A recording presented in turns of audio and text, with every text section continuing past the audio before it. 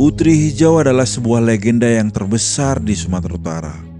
Legenda ini menjadi penghubung keterkaitan sejarah antara suku Karo dan Melayu Deli. Walaupun masing-masing suku mempunyai cerita dan versi masing-masing, namun benang merah dari cerita Putri Hijau mempunyai kemiripan, terutama tentang sejarah penyerangan Samudra Pasai kepada Kerajaan Haru untuk memperebutkan Putri Hijau. Kali ini kita bercerita tentang Putri Hijau dalam versi suku Karo. Menurut cerita, Putri Hijau dilahirkan di desa Seberaya, Tanah Karo. Desa ini termasuk desa tertua yang berdiri di Tanah Karo. Didirikan oleh marga Karo sekali bersama anak berunya yang konon berasal dari India, yang dikenal dengan golongan sembiring Singombak, yaitu Maliala, Colia, Pandia, dan Depari. Suatu hari seorang perempuan bersembiring Maliala berasal dari Kesain Maliala Seberaya mendadak hamil. Gadis itu tidak tahu kenapa dia bisa tiba-tiba hamil. Tidak seorang pun pemuda di kampung itu mengakui itu adalah perbuatan mereka. Seluruh Seberaya menjadi ketakutan. Mereka menganggap gadis itu disetubuhi oleh begu dan anak yang dikandungnya adalah anak begu. Mereka mengusir gadis itu dari Seberaya. Gadis bersembiring Milala itu keluar dari kampung itu. Namun karena tak sanggup berjalan jauh, dia pergi ke Lau Pirik, sungai yang mengalir di pinggir desa Seberaya. Di sungai itu ada gua bekas umang, yaitu makhluk purbakala yang dipercaya lebih dulu tinggal di Tanah Karo. Gadis itu tinggal dan hidup di gua umang itu hingga dia melahirkan. Dia tidak menyangka anak yang dilahirkannya ternyata kembar tiga. Yang pertama berjenis kelamin laki-laki, namun bentuknya seperti ular, lalu diberi nama Naga. Anak kedua tumbuh normal, seorang perempuan yang cantik yang diberi dengan nama Bru Putri. Anak ketiga seorang laki-laki yang berbentuk seperti bambu besar. Dia dipanggil Meriam. Tak lama setelah ketiganya dilahirkan, ibu Bru Milala itu harus mengembuskan nafasnya. Ketiganya harus hidup sendiri dan besar di gua itu. Setiap malam saat orang-orang kampung sudah tidur, Bru Putri masuk ke kampung untuk mencari sisa-sisa makanan, lalu membawanya kembali ke Lau Pirik. Mereka memakan sisa-sisa makanan itu di sana. Berapa kali pula Bru Putri tertangkap basah oleh anak kampung. Namun dengan cepat dia lari hingga orang tidak bisa mengejarnya. Beberapa tahun berlalu. Bru Putri, Naga, dan Meriam akhirnya beranjak dewasa. Naga dan Meriam tumbuh tidak seperti manusia kebanyakan. Mereka harus memakan hewan ternak untuk memenuhi kebutuhannya. Setiap malam mereka masuk ke kampung Seberaya dan memakan ternak-ternak anak kampung itu.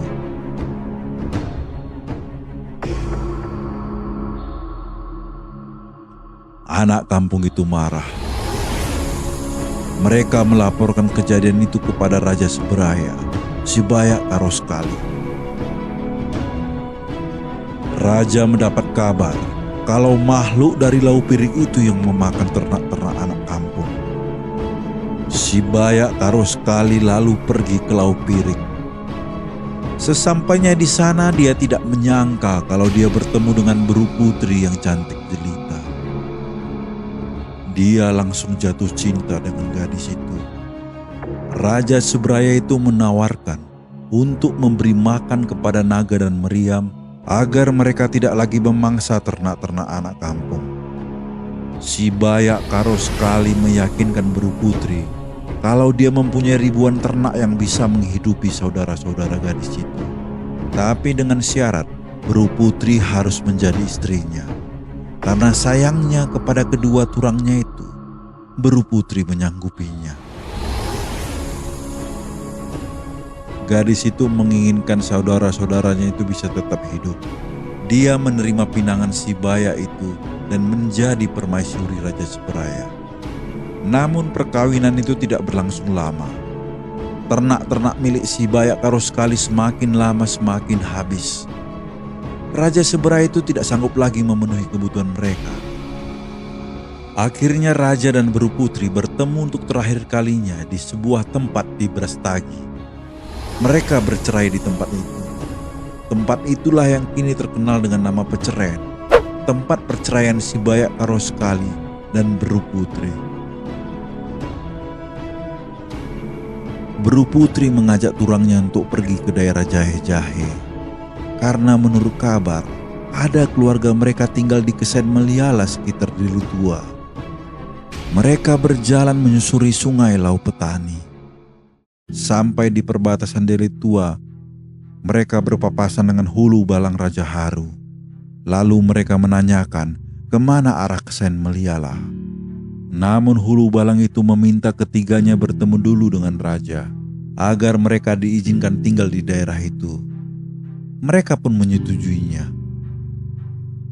Kerajaan Haru dulu yang berdiri di Deli Tua dipimpin oleh seorang raja bernama Maharaja di Raja Haru. Kerajaan Haru merupakan kerajaan terbesar di Sumatera Timur ketika itu. Maharaja di Raja Haru adalah seorang bermarga Karo sekali, berasal dari Urung Sukapiring di daerah Jahe.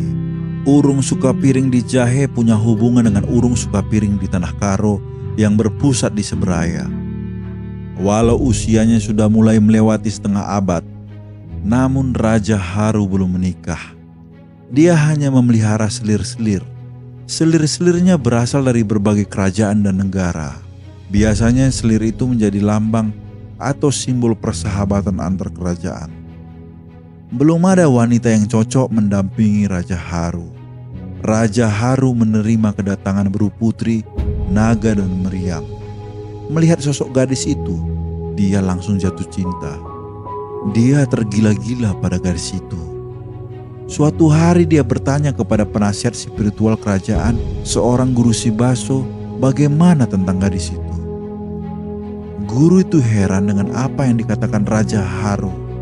Apalagi raja itu mengatakan dia hendak mengawini putri dari desa Seberaya itu. Guru Sibaso itu cepat menolaknya. Dia mengatakan gadis itu akan menyebabkan kerajaannya akan hancur. Tapi Raja Haru tidak percaya. Dia tetap berkeras untuk mempersunting Beru Putri. Lalu Beru Putri bertanya, bagaimana pendapat kedua saudaranya tentang maksud dan keinginan Raja Haru yang ingin mengawininya. Naga dan Meriam tidak menolaknya. Mereka tetap menyerahkan semua keputusan di tangan gadis itu. Apapun jawabannya, mereka sudah siap. Dengan rasa cinta dan dukungan kedua saudaranya itu pula, Beru Putri menerima pinangan Raja Haru. Pesta perkawinan itu berlangsung meriah.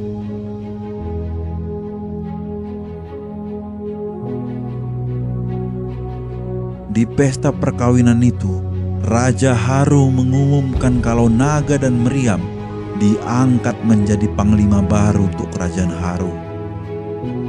Beru Putri kini menjadi permaisuri kerajaan Haru. Raja dan permaisurinya sepakat untuk membangun kebesaran kerajaan Haru. Suatu hari datanglah Sultan Samudra Pasai dari Aceh.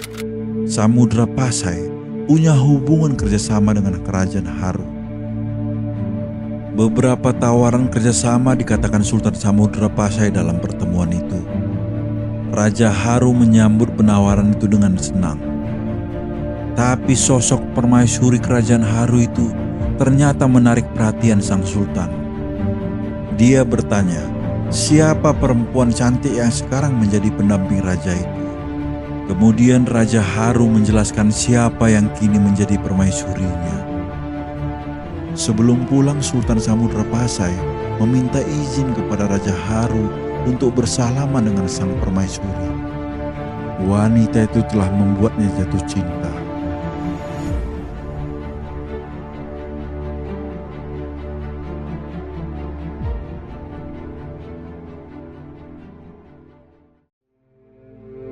Walau dia sudah pulang ke Aceh, rupanya kecantikan sang permaisuri terbawa-bawa sampai ke negerinya.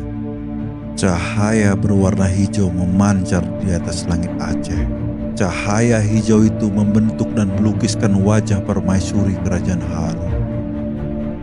Karena bayangan wajah permaisuri itu pula, Sultan menjadi gelisah. Suatu hari Sultan Samudra Pasai secara terus terang mengatakan kepada seluruh isi kerajaan kalau dia sangat mencintai permaisuri Haru itu. Dia menyebut permaisuri cantik jelita itu adalah Putri Hijau. Apapun yang terjadi, Sultan ingin mengawini Putri Hijau itu. Dia memerintahkan hulu balang kerajaan agar menyampaikan keinginan itu pada Raja Haru. Dia beralasan kalau kerajaan Haru bisa memberikan permaisurinya, tentu akan mempererat hubungan antar kerajaan.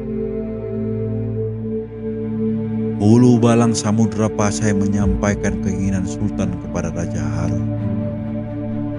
Keinginan itu langsung ditolak mentah-mentah oleh Raja. Dia katakan sampai kapanpun dia tidak akan memberikan permaisurinya itu kepada Samudra Pasai.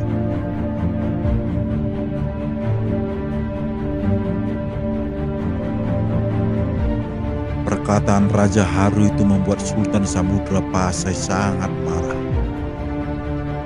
Sultan tidak terima dan menganggap penolakan ini adalah sebuah penghinaan untuk Samudra Pasai. Lalu dia memerintahkan panglima kerajaan untuk menyiapkan pasukan karena Samudra Pasai akan menyerang Haru.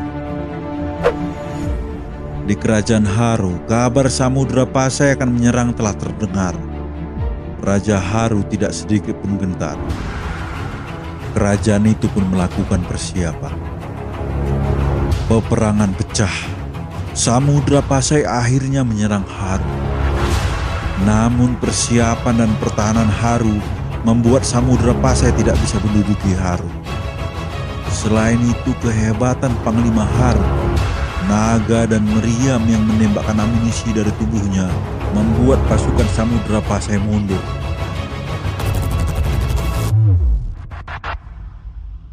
Namun akhirnya semua berakibat fatal saat Panglima Haru yang lain berjaga-jaga di benteng kerajaan. Panglima-panglima Samudra Pasai mendekati benteng itu. Mereka menawarkan uang agar Panglima Haru meninggalkan tempat itu. Lama mereka bernegosiasi dan akhirnya Panglima Haru menerima tawaran itu. Panglima Samudra Pasai bisa menyogok Panglima Haru agar mereka meninggalkan benteng pertahanan. Maka tentara Samudra Pasai dengan leluasa masuk ke dalam wilayah kerajaan Haru.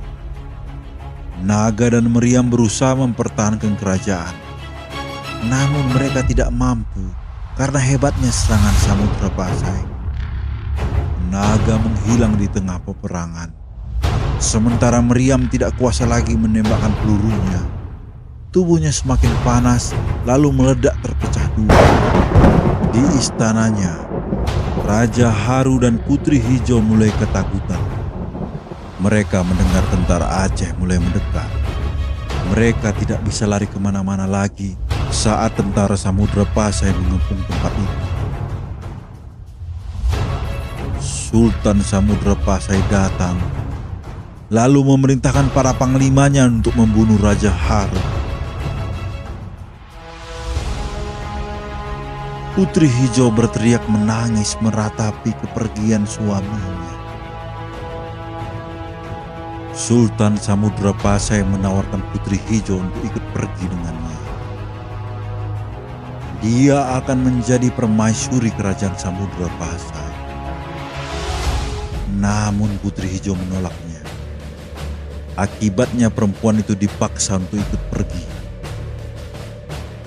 Dia ditawan lalu dibawa dengan kapal laut menuju Samudra Pasai.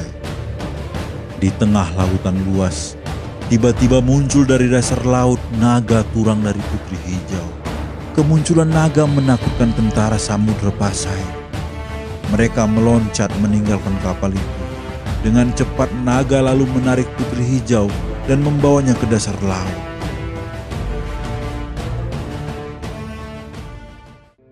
Saudara Putri Hijau yang lain, meriam, kembali ke Seberaya.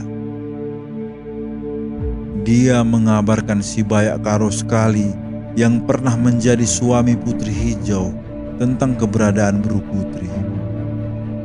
Dia memohon untuk tinggal kembali di Seberaya. Namun raja itu menolaknya dan mengusirnya pergi. Kemudian dia pergi ke Sukanalu, kampung Kalimbubu, bermergas tebu. Dia diizinkan penghulu untuk tinggal di kampung itu. Di sanalah Meriam bersemayam dan disembah sampai sekarang. Pecahan bagian kepala dari Meriam saat ini bersemayam di Desa Sukanalu, Kecamatan Barus Jahe, Tanah Karo. Sedangkan bagian ekor bersemayam di Istana Maimun, diletakkan di dalam bangunan berbentuk rumah adat Karo.